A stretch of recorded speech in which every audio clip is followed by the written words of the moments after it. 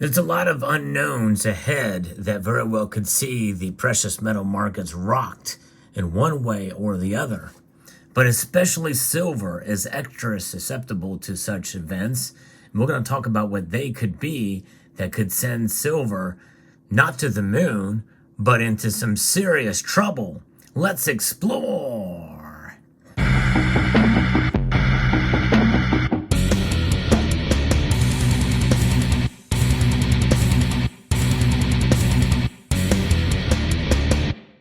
There are many who can make a very cogent argument that silver is in trouble right now.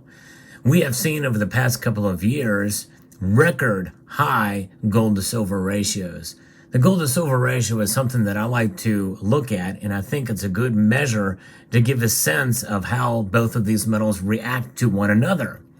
Right now, the gold to silver ratio is getting fairly close to 90 to 1. At one point in time, during the height of the pandemic, it got to almost 125 to 1 or 126 to 1. That's some serious trouble, I believe, for silver, because we saw it, in a sense, decouple from gold. Why that's important is because of it's how the metal is being viewed compared to gold by the markets. And now the markets, and we know, are very much driven by psychology. Now it's psychology based off the metrics of certain measures of economic health, of fiscal policy, of monetary policy, and of politics. They all play a role. What drives the prices of the markets in general, therefore having an effect on gold and silver. Silver is a metal that has perplexed many of us in this community for a number of years. It has since I have joined the community over 10 years ago. I came at a time when there was a very bullish sentiment for silver, and I was a part of that at one time. And since then, I've sort of moderated my stance on silver. And in that moderation of my stance as to where the silver's price is going to go, I have actually become an even bigger fan of the metal because I'm realistic about it. I don't have any, high expectations for the metal. I should never have had any high expectations for the metal. We should not have high expectations for the metal now. We need realistic expectations for the metal. What are the expectations that we have for the metal? That it preserves your purchasing power. That's it. In other words, it's a savings vehicle. Preserving your purchasing power, preserving your wealth as you hold it. When you stack silver, you're holding it in a form of a savings vehicle. And as soon as you do it, you're going to pay dearly for that with premiums and the potential loss of spot price depending on when you buy. So in other words, you could lose. If you buy an ounce of silver at $20 an ounce and you pay $24 for that ounce of silver, and then the spot price drops $19 an ounce, well, you've lost $5 instead of $4 if it stayed the same. And that's from one day to the next. Who knows what it's going to be a month from now? It could be even worse than that, but it could be a lot better than that too. That's kind of the gamble that we take. But in a sense, where the metal can really be in trouble is it's in its relationship to gold and how it reacts. We all know that silver is a more volatile metal than gold. It's been that way for quite some time, but it's gotten worse, hence the high gold to silver ratio. And I think what could happen this year very well could send silver into a spiral downward and a decoupling away from gold, putting it into some serious trouble with how it's viewed in the markets, including with some of you. That's right. We have to be prepared for potentially bad times with regards to our holdings of silver, even in this kind of volatile market, as far as the economy, in terms of geopolitics, in terms of what the Fed is going to do, what it's not going to do, in terms of industrial demand, in terms of geopolitics. I'm going to talk about some of that here in this video. The most important thing, going right to the jugular, is going to be what China is up to. Most of us know that China is is really seen differently now than it was before the pandemic for a myriad of different reasons, not just because of now that people think that now there's real credible theories out there, including our own FBI and the Department of Energy, that the coronavirus probably originated from the Wuhan lab. Of course, most of us, thought that from the beginning, and it probably is the case. But that being said, it has some culpability. But the thing is nobody wants to say it because we kind of helped them. Nonetheless, it's going to put a strain, I think, on China and U.S. relations in that regard. Then we have the fentanyl epidemic in this country. A lot of that fentanyl is being made in China and coming across the border. Depending on how that's viewed and how that's taken care of, most people are really feeling the blame from China for that. As a side issue, which most of the economy, most of the media are not following this, but it's a real problem. That's counterfeit silver eagles and counterfeit coins in general coming from China, which there's a little bit more being done about it now, but it's really still very small amount of enforcement activity, in my opinion, that should be done to stop China from sending these fakes over. But that's an aside note. But nonetheless, these relations are strained enough, no matter how much open the Chinese economy gets, how much more are we going to do business with China? If we start to do business ourselves domestically here in the United States and in the West in general, and not outsource that stuff to China, it's going to take quite some time to get the supply chains reconstituted or reformed to other nations or to domestic production. That's going to be, I think, going to put a hurting on silver's price, decoupling it from gold even more. And because the lack of demand industrially is going to hurt silver's price. That's something that I've not really thought about until somebody commented on another video of mine when I mentioned China. And that very well could be the case. Something we need to think about, folks. We could start to see things kind of pull away and straining these relations, especially if China invades Taiwan.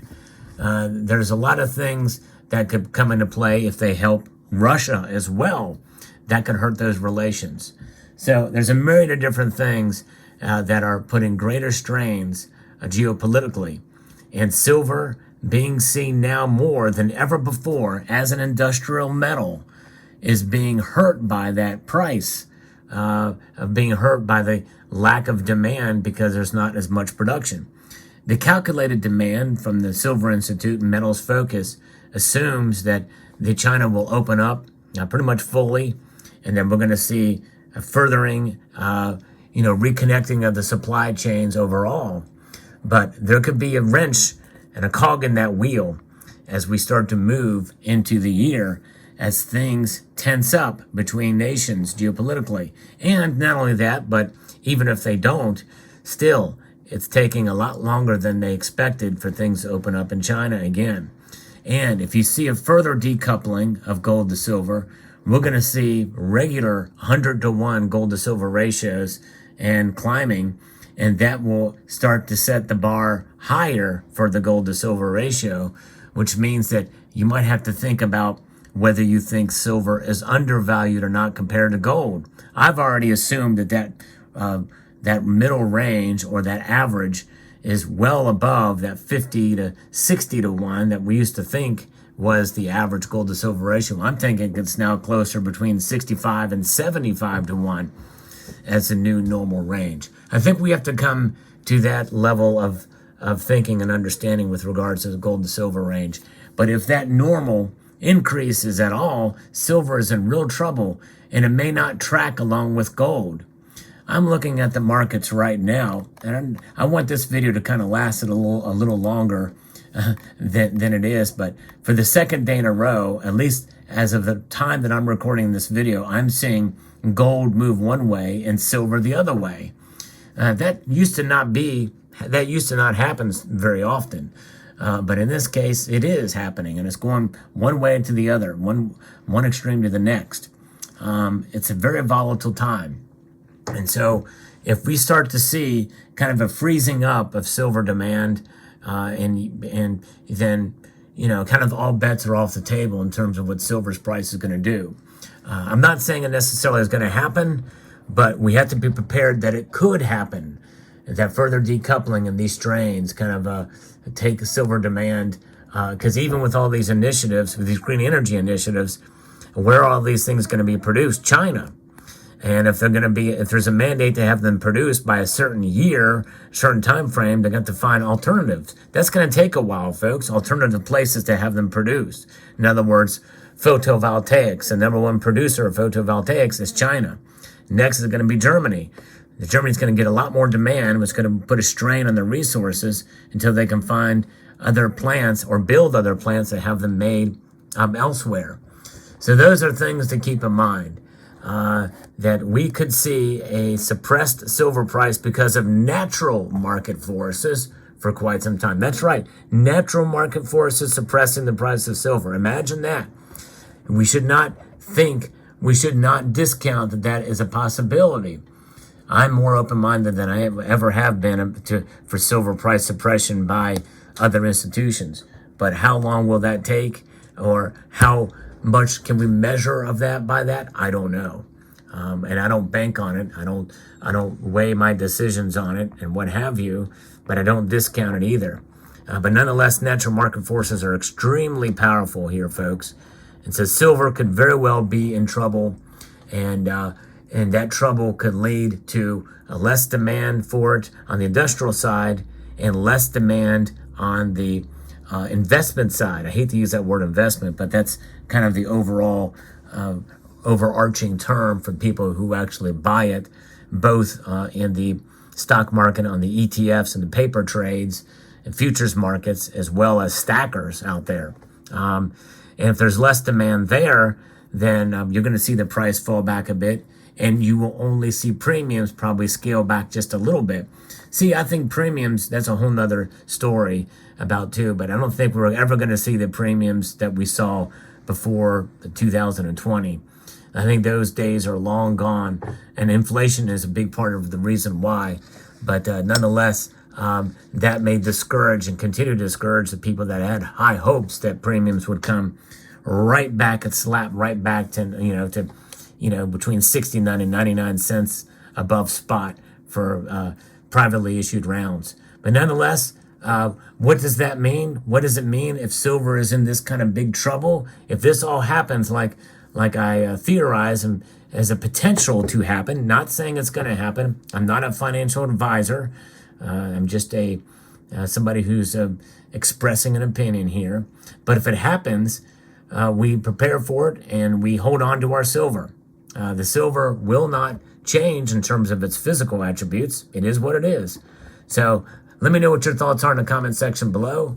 I hope you found this video insightful, informative, and educational. I'd like to extend a multitude of gratitude to you all for taking the time to watch, and to encourage you to please rate, share, comment, and subscribe.